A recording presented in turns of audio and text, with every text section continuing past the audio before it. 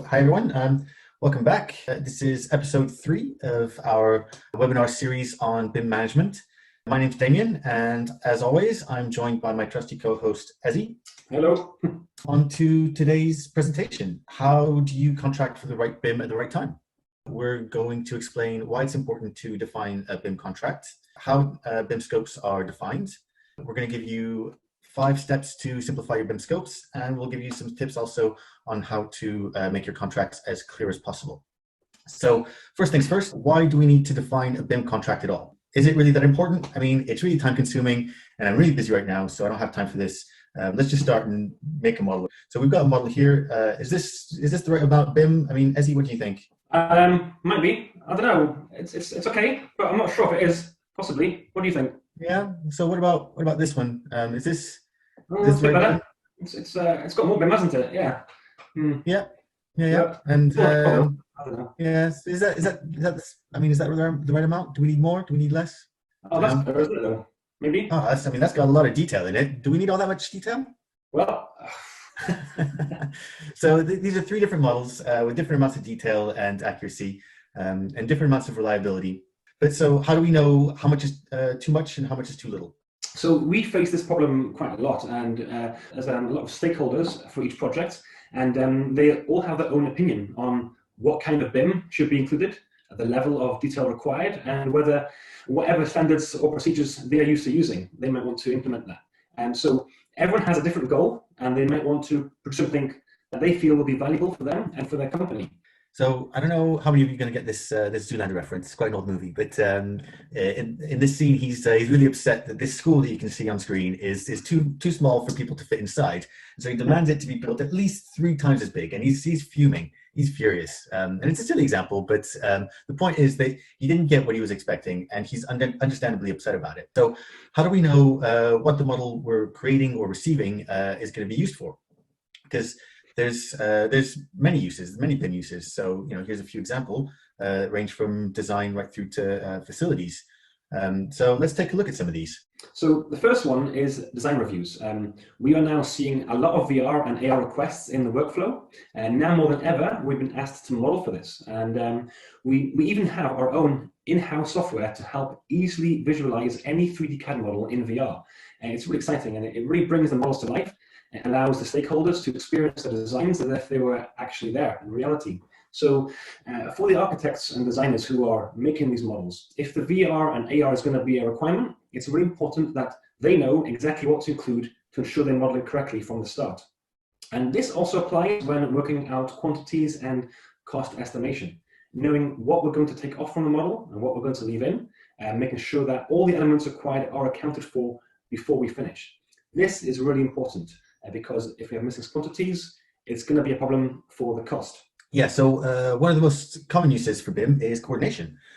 So whether you're in design or in construction, we've seen a lot more coordination in projects, and it's really, really convenient for constructability issues or just for finding major issues in the model before they get to site.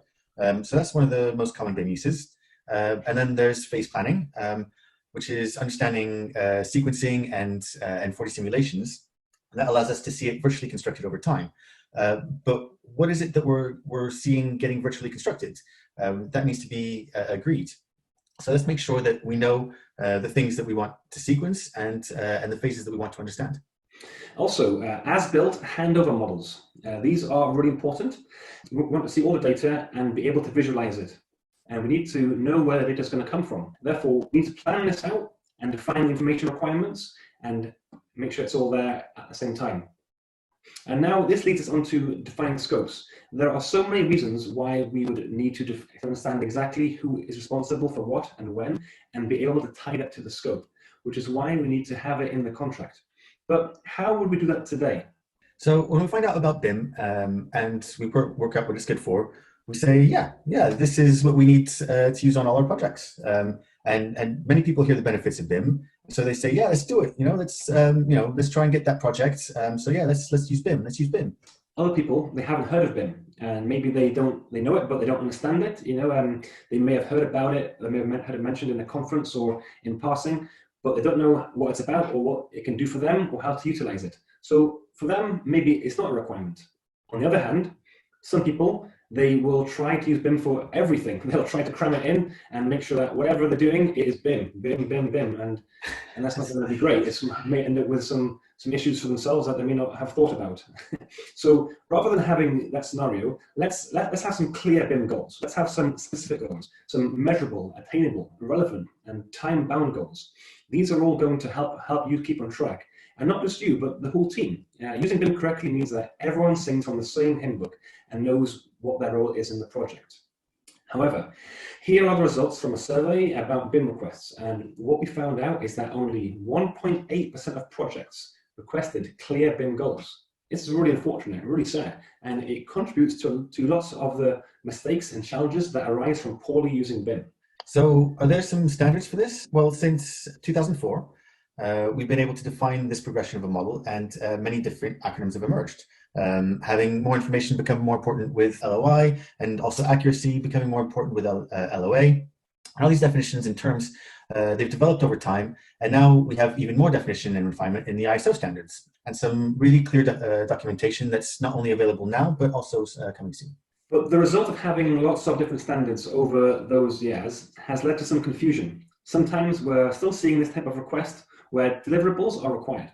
Here, this one says, all 3D coordination models to be Revit BIM LOD4, and all 3D handover to be LOD5 plus COBie data attached. So this is just 2 lines that are in a contract, but there's no detail, there's no specifics, and we see this a lot. There are so many questions that this brings up, and it's so vague, and it leaves a lot to individual interpretation. And unfortunately, this will cause you to have either too much BIM on a project. So for example, the same models are being created by 2 different people, or a situation where the contract didn't define enough BIM, and now no one knows who is responsible for the different items, and we all end up with missing data and missing information. It's not going to be great. So why is this such a challenge? So it helps to start with just some basic questions: who, what, where, when, and how. And we need to have answers to these questions for everyone to get involved and to be on the right track. But there is still so much involved, and it's still a really complex challenge. Here are 6 different aspects we can talk about. What are the elements we need?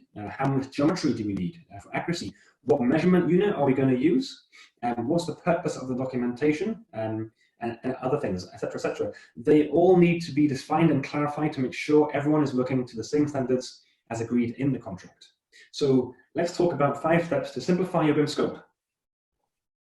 So the first thing we want to do on any scope is define the why. Like we mentioned earlier, we want to define the BIM uses. So why are we using BIM in the first place? So for example, if we have a complex design in this building, then we might want MEP coordination to make sure that we find the constructability issues before we get to site. And then once we've defined the why, that'll help us answer the what. So what scope is required to do the structural estimate? Is it the wall foundations, steel? How much depth do we need to get into with the elements? Do we need reinforcements, for example? And that leads us to the level of geometry and amount of information. So here for structural estimates, we might just need model lines or basic components. But once we get into MEP coordination, we might need more information or more detailed information. For example, spacers or blockout zones or hangers and braces. And defining when is very important because we don't have to spend all that time up front, and we might not have all that information up front either. So aligning those expectations will prevent a lot of headaches. Also, if we put it in too soon, it could lead to a lot of rework later.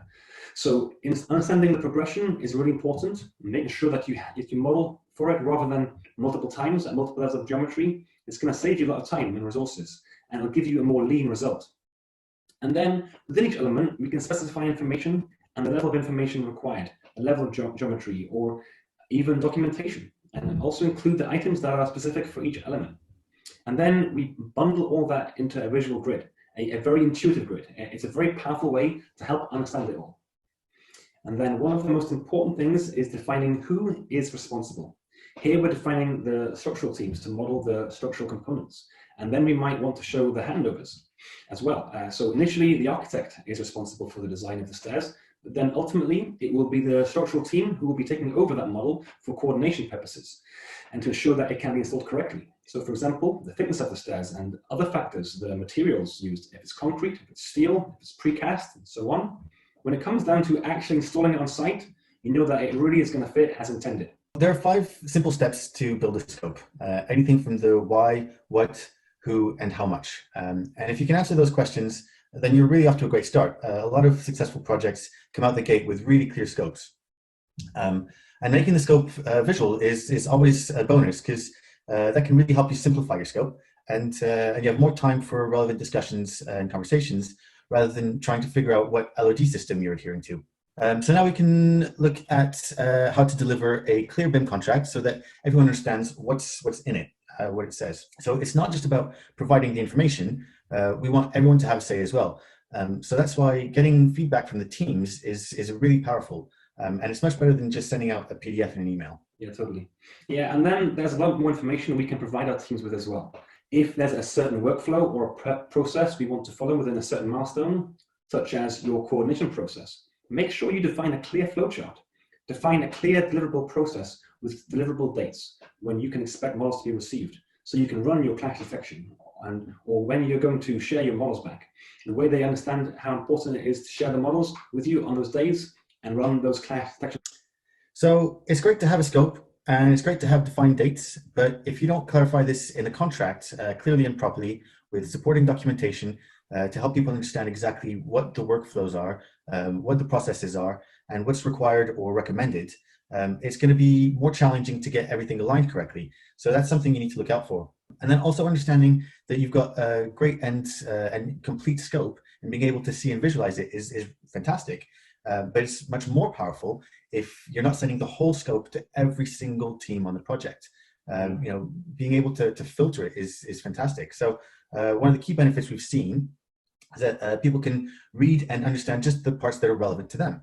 So in this example here, we're filtering just for the plumbing scope, and instead of sending the whole document over, we can just send the pages that are relevant to the plumbers. And that saves a lot of time and really ties back to the lean BIM approach that we've been talking about. And not only can we filter by responsibility, we can also filter by handover of, let's say, a milestone. So if you have an information delivery milestone, for example, being able to specify the team responsible for that milestone is really important. So now it becomes a handover scope.